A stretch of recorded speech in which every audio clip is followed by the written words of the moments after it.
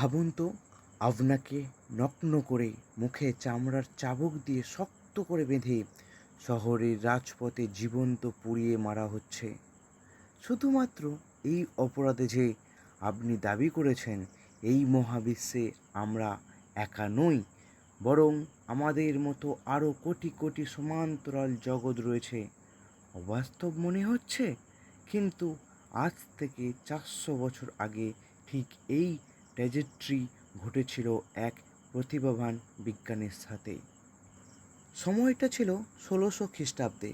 স্থান ইটালির এক ধর্মীয় আদালত। দার্শনিক জিওদার্নো ব্রুনোর কে এই অপরাধে শহরের রাজপথে পুড়িয়ে মারা হয়। মাল্টিভার্স বা সমান্তরাল মহাবিশ্বর কথা শুনলেই মনে পড়ে যায় মার্ভেলের সেই সমস্ত চলচ্চিত্রের কথা। কিন্তু প্রশ্ন হলো, মাল্টিভার্স কি শুধুমাত্র চলচ্চিত্রেই সীমাবদ্ধ, না এর কোনো বাস্তব অস্তিত্বও রয়েছে? কোয়ান্টাম বিজ্ঞানের বিভিন্ন জটিল এবং গাণিতিক সমীকরণগুলি এই দিকেই ইঙ্গিত করে যে মাল্টিভার্সের উপস্থিতি রয়েছে। এছাড়াও পদার্থবিজ্ঞান এবং ঐতিহাসিক কিছু ঘটনার ভিত্তিতে বলা যেতে পারে যে মাল্টিভার্স শুধু চলচ্চিত্রেই সীমাবদ্ধ নয়, এর বাস্তব অস্তিত্বও রয়েছে। তুমি হয়তো ভাবছো মাল্টিভার্সের ধারণা প্রথম পাওয়া গিয়েছিল মার্ভেলের চলচ্চিত্রের মাধ্যমে, কিন্তু তা পুরোপুরি সত্য নয়। এর ধারণাটি অনেক বছরের পুরনো। এমনকি আধুনিক বিজ্ঞানের অনেক আগেই মানুষের চিন্তা জগতে এটির স্থান পেয়েছিল।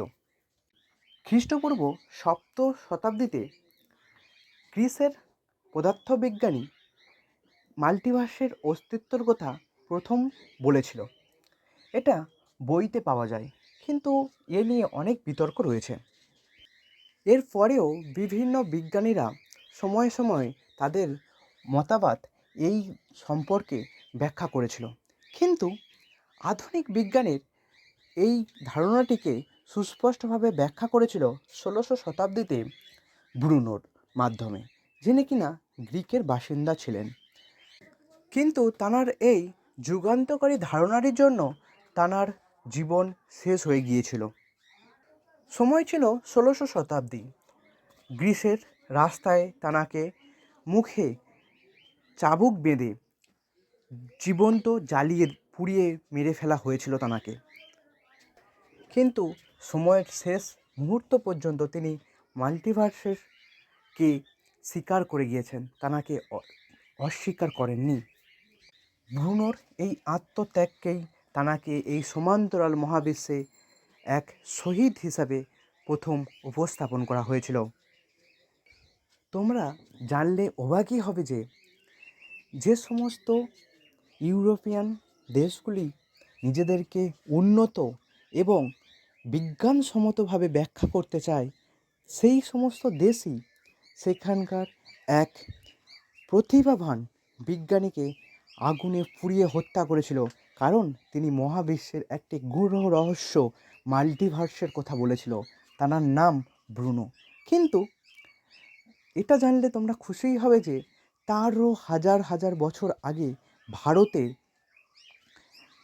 এই মাল্টিভার্স সম্পর্কে গোপন এবং গভীর ধারণা ছিল। প্রাচীন ভারতে সনাতন হিন্দু ধর্মের মাল্টিভার্স বা সমান্তরাল মহাবিশ্বের অত্যন্ত গভীর ও বিস্ময়কর রূপ বর্ণিত হয়েছে। বেদ এবং পুরাণের সৃষ্টিতে একটি একক মহাবিশ্বের পরিণতির কথা বলা হয়েছে এবং বিভিন্ন যুগ ও কালের মাধ্যমে এর দৃষ্টিকে আকর্ষণ করা হয়েছে এবং এর সৃষ্টিকে পূর্ণভাবে ব্যাখ্যা করাও হয়েছে। ভগবত পুরাণ এবং বিভিন্ন অন্যান্য পুরাণে মহাবিশ্বকে কিছুটা ধূলিকণার ন্যায় তুলনা করা হয়েছিল। এখানে বলা হয় যে আকাশে ধূলিকণার ন্যায় ব্রহ্মাণ্ডগুলি ঘুরে বেড়ায়। এখান থেকে বোঝা যায় যে সেই সময়ের বিজ্ঞান কতটা উন্নত ছিল, তাঁরা মহাবিশ্বের মধ্যে মাল্টিভার্সেরও কল্পনা করে নিয়েছিলেন। এছাড়াও হিন্দু ধর্মে মহাবিশ্বের সৃষ্টিকে একটি বিন্দু ধরা হয়েছে, যা কিনা আধুনিক আধুনিক পদার্থবিজ্ঞানের সিঙ্গুলারিটি বা বিগ ব্যাং এর সাথে চমৎকার সাদৃশ্য পাওয়া যায়। এছাড়াও পুরাণে 14টি লোক বা অস্তিত্বের কথা বলা হয়েছে, যা কিনা বহুমাত্রিক পর্দা বা বহু বিশ্বকে কল্পনা করা হয়েছে। তোমার সামনে একটি বাক্স নেওয়া হলো এবং ওই বাক্সের মধ্যে একটি বিড়ালকে বন্দি করে দেওয়া হলো। এবার তোমাকে যদি জিজ্ঞাসা করা হয় যে বিড়ালটি বেঁচে আছে না মারা গেছে, তুমি কি বলবে? না, তুমি যতক্ষণ না বাক্সটি খুলছো ততক্ষণ তুমি বলতে পারবে না যে বিড়ালটি বেঁচে আছে না মারা গেছে। তার মানেটা হলো যে যতক্ষণ বাক্সটি বন্ধ রয়েছে ততক্ষণ তোমার কাছে বিড়ালটি বেঁচেও আছে, মারাও গেছে, এই দুটি কন্ডিশন একই সঙ্গে এক্সিস্ট করছে। ঠিক আরও স্পষ্টভাবে বলতে গেলে একটি ছোক্কাকে যদি থ্রো করা হয়, তাহলে ছোক্কার কোন পার্টটি আসবে তোমার সামনে সেটা তুমি বলতে পারো না। তার মানে থ্রো করার সময় তোমার কাছে ছোক্কার সমস্ত কিছুই আসার সম্ভাবনা রয়েছে। ঠিক ঠিক এই চিন্তাটি করেছিল এক বিজ্ঞানী যার নাম ফাংশন। তাঁর মতে যে এই দুটি কন্ডিশন, যে বিড়ালটি বেঁচে আছে কি মারা গেছে, এই দুটি একই সঙ্গেই উপস্থিত হতে পারে, কিন্তু বিভিন্ন ইউনিভার্সে বা মাল্টিভার্সের কথাই তিনি বলেছিলেন। ঠিক এই কথা এর মানে কি বুঝতে পারছো? যে তুমি যা ভাবছো যে এটি করতে ভালো হতো, এটি করলাম না কেন, ঠিক এটি বিভিন্ন মহাবিশ্বে হয়তো ঘটছে। এই তথ্য থেকে বলা যায় যে তুমি হয়তো অন্য কোনো মহাবিশ্বে ধনীও হতে পারো, কোথাও বা ভিখারিও হতে পারো। ঠিক এই কথাটি শোনার পরে তখনকার বৈজ্ঞানিক মহলের অবস্থা তোমারই মতো, অর্থাৎ অবাক হয়ে গেছিলেন। তারা বলছিল যে তুমি কি কিছু খেয়ে এসেছো যার ফলে এই তোমার পরিস্থিতি? তাই এই তত্ত্বটিকে তারা ভুল বলে আখ্যা দিয়েছিল এবং তাকে গুরুত্বই দেওয়া হয়নি। এর পরবর্তীকালে তাঁর এই পুত্র মার্ভেলের বিভিন্ন মুভিতে কনসেপ্ট দিয়েছে এবং অভিনয়ও করেছেন। তুমি যাই বলো না কেন, মডার্ন বিজ্ঞান কিন্তু তাঁর এই থিওরিটিকে সম্পূর্ণভাবে ভুল আখ্যা দিতে পারেনি। কারণ তিনি মানুষ ইতিহাসের অন্যতম সবথেকে বড় প্রশ্নের উত্তরটি দিয়েছিলেন, যা কিনা অমরত্ব বা মৃত্যুর পরে কি হয়ে থাকে। তিনি বলেছিলেন যে যখন মানুষ মারা যায় তখন তার চিন্তাভাবনা এমনভাবে স্প্লিট হয়ে যায় যে অন্য কোনো মহাবিশ্বে তার একটি উপস্থিতি পাওয়া যায়, যাকে আমরা আত্মা নামেও জানি বা ভূত নামেও চিনি। কিন্তু সেই ইউনিভার্সে ওই মানুষটি বেঁচেও থাকতে পারে। তার মানে একটি মানুষের মৃত এবং জীবিত দুটো একই সঙ্গে উপস্থিত হয়েছে সেই মহাবিশ্বে। কিন্তু আমি এক্ষুনি একটা কথা বলে গেছি যে মডার্ন সায়েন্স এই তত্ত্বটিকে সম্পূর্ণভাবে ভুল আখ্যা দিতে পারেনি। এর কারণ হলো যে স্প্রিং থিওরি, যেখানে কিনা বলা যায় যে একটি কণার অপোজিট ডাইরেকশনে স্পিন করা কোনো বস্তু অন্য কোনো ইউনিভার্সে উপস্থিত থাকতে পারে। ঠিক এই তত্ত্বটির জন্য তাঁর এই থিওরিটিকে মডার্ন সায়েন্স ভুল বলে প্রমাণ করতে পারেনি। মহাবিশ্বের সমস্ত ঘটনাকে নিয়ে বিভিন্ন মুভি তৈরি করা হয়েছে।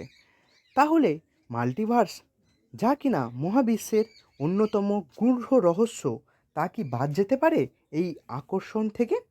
তাই তো তৈরি হয়েছে মার্ভেলের বিভিন্ন মুভি, যেমন অ্যান্টম্যান, আগত ডক্টর ডুমস, এছাড়াও এন্ড গেম ইত্যাদি মুভি তৈরি হয়েছে। আচ্ছা, তোমার কি মনে হয় বিংশ শতাব্দীতে বিজ্ঞান এতটা উন্নতি করেছে, তাহলে কি বিজ্ঞান মাল্টিভার্সকে প্রমাণ বা মিথ্যা বলে প্রমাণ করতে পেরেছে? উত্তরটি জানলে তুমি অবাকই হবে। উত্তর হলো না, পারেনি। বিজ্ঞানীরা যে চেষ্টা করেনি তা কিন্তু নয়।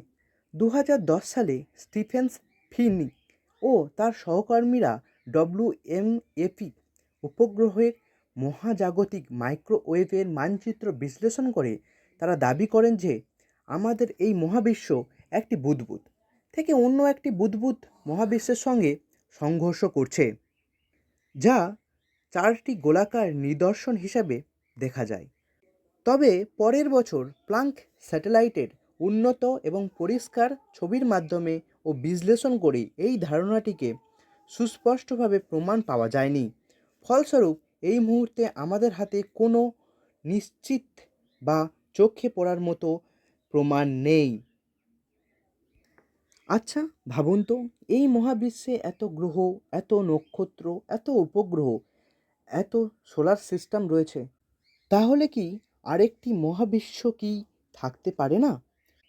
তাই তো ইলন মাস্কের মতো ধনকুবের থেকে শুরু করে ডক্টর মিচাউ এর মতো বিজ্ঞানী মাল্টিভার্সকে বিশ্বাস করেন এবং জনসমক্ষে তারা এ নিয়ে তথ্যও প্রদান করেছিলেন।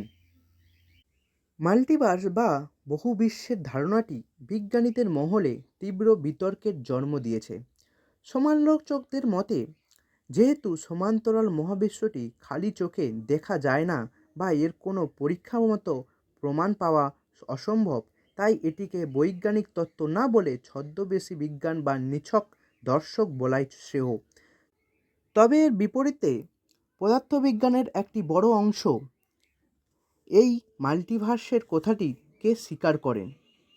তারা মনে করেন যে কসমিক ইনফেকশনস ও স্ট্রিং থিওরি এবং সুপারপজিশন থিওরির মাধ্যমে বৈজ্ঞানিক মডেলগুলো গাণিতিক পরিণতি হিসাবে মাল্টিভার্সের উপস্থাপন ঘটে, যা উড়িয়ে দেওয়া সম্ভব নয়। এখানেই কিন্তু বিজ্ঞানীরা থেমে থাকেননি। তারা তাদের নিরন্তর চেষ্টার মাধ্যমে এবং কোয়ান্টাম কম্পিউটারের ব্যবহার এবং গবেষণার মাধ্যমে এই মাল্টিভার্সের ব্যাখ্যা দেওয়ার চেষ্টা চলছে।